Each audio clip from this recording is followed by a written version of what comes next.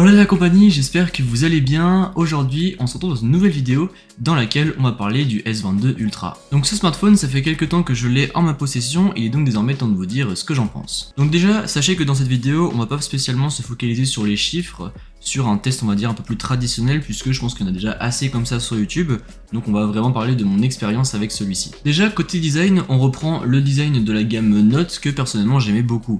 Moi j'aime bien avoir ce format un petit peu rectangulaire qui tient franchement très bien en main, et cette année avec cette intégration du module photo à l'arrière, je trouve ça très clean, franchement ça rend très bien. En plus de ça, le smartphone a beau être grand grâce à son arrière incurvé et à son verre mat, je trouve qu'il tient bien en main et au contraire il ne fait pas si massif que ça. Quand on compare par exemple à un iPhone 13 Pro Max qui lui avec ses bords un peu anguleux fait vraiment brique dans les mains, là je trouve que le téléphone ne fait pas forcément trop grand dans les mains.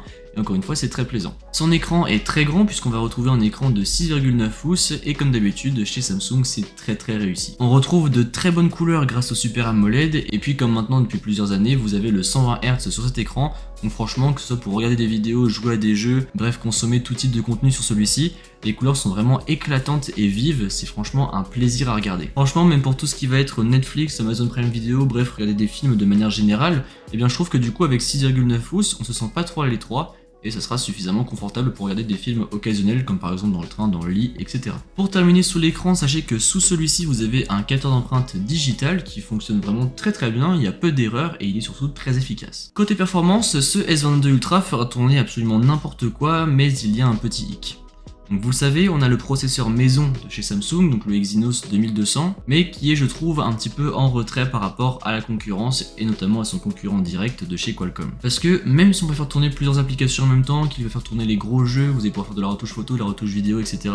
Et bien par exemple dans les gros jeux, on n'est qu'à une trentaine de FPS et encore ça va dépendre des jeux. Et je trouve ça vraiment dommage, voire même frustrant, puisque du coup on a un appareil ultra haut de gamme et au final on peut pas en tirer le plein parti puisque son processeur est un petit peu en retrait. Alors après c'est parce qu'on a le processeur encore une fois Exynos, et que cette année j'ai l'impression qu'il est pas forcément très bon, mais si jamais vous avez la chance de pouvoir prendre un S22 Ultra avec un processeur Snapdragon, là pour le coup vous aurez un monstre, puisque moi j'avais déjà pu le faire avec le S10 Plus, j'avais acheté mon S10 Plus aux États-Unis pour avoir le processeur Snapdragon, et côté gestion de batterie et performance, il mettait une claque monumentale au S10 Plus avec la puce Exynos. Et malheureusement pour la batterie c'est pareil, le processeur va très mal gérer la batterie.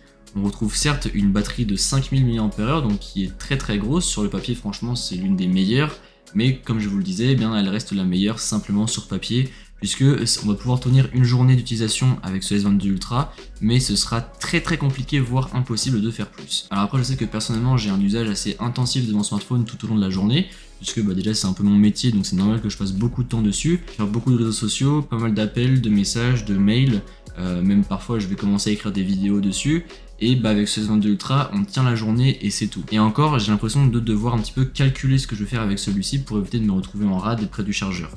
Tandis qu'avec un iPhone, avec le 13 Pro, donc même pas le 13 Pro Max, je finis mes journées avec facilement 15, 20, voire même 30% quand j'utilise pas trop, alors qu'avec ce S22 Ultra il est quasiment mort à chaque fois en fin de journée, même quand je l'utilise un peu moins, je finis quand même avec moins de pourcentage que quand j'utilise par exemple moins mon iPhone, et encore une fois je trouve ça vraiment très frustrant puisqu'on a une très grosse batterie mais le processeur gère très mal tout ça. En fait je vais être un peu dur avec ce S22 Ultra, mais c'est comme si de l'extérieur vous aviez une Ferrari et qu'à l'intérieur vous aviez un moteur de Fiat. Et encore une fois c'est assez frustrant puisque pour un modèle ultra haut de gamme, eh bien il y a bien mieux chez la concurrence, même parfois chez certains modèles qui sont beaucoup moins chers. En revanche le point positif de ce S22 Ultra c'est sa surcouche, la surcouche maison de chez Samsung One UI qui elle a fait de beaux progrès d'année en année. Et franchement c'est devenu une de mes surcouches préférées puisque c'est le juste mix entre une petite surcouche qui va apporter des outils assez utiles et l'Android pur, comme par exemple elle va garder le Android News, quelques petits outils comme ça à droite à gauche, et franchement j'aime beaucoup, ça tourne très bien, c'est fluide. Et puis après si jamais vous n'aimez pas ça reste Android, donc tout cela va rester personnalisable à votre guise. Autre point positif sur ce S22 Ultra c'est la partie photo.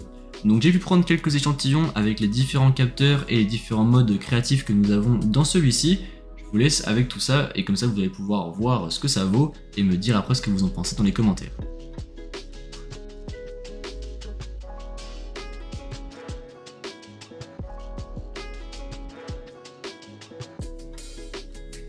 Comme vous avez pu le voir, on retrouve de très belles photos avec des couleurs bien vives qui viennent sublimer la photo. Même pour le côté vidéo, Samsung a fait de gros progrès, même si on n'est pas encore au niveau de l'iPhone, on s'en rapproche. Et franchement, il est tout à fait possible de faire de très belles vidéos déjà avec ce S22 Ultra. Et bien évidemment, comment parler de ce S22 Ultra sans aborder son stylet. Donc c'est quelque chose qui a été repris de la gamme Note, qui je pense d'ailleurs annonce la mort de la gamme Note. Et comme je le disais déjà à l'époque pour les gammes Note, et bien finalement je retrouve un petit peu le même discours encore aujourd'hui, c'est que c'est quelque chose de très cool à avoir quand on l'a, puisque on va pouvoir s'en servir par exemple pour prendre des notes rapidement comme ça sur l'écran éteint. On va également pouvoir s'en servir pour retoucher quelques photos comme ça. On peut s'en servir pour sélectionner et copier du texte.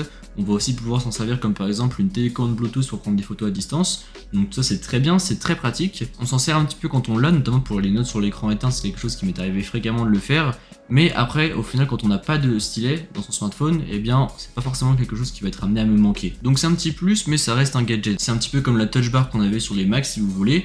Lorsqu'on l'a sur son Mac, on est content de l'avoir, on va pouvoir jouer un petit peu, machin, voilà, c'est cool. Mais au quotidien, on l'utilise que très rarement et c'est pas forcément quelque chose qui va nous manquer lorsqu'on ne l'a plus, comme là par exemple avec les nouveaux Mac. Conclusion, comme je vous le disais, eh bien pour 1359 €, c'est un téléphone un petit peu frustrant.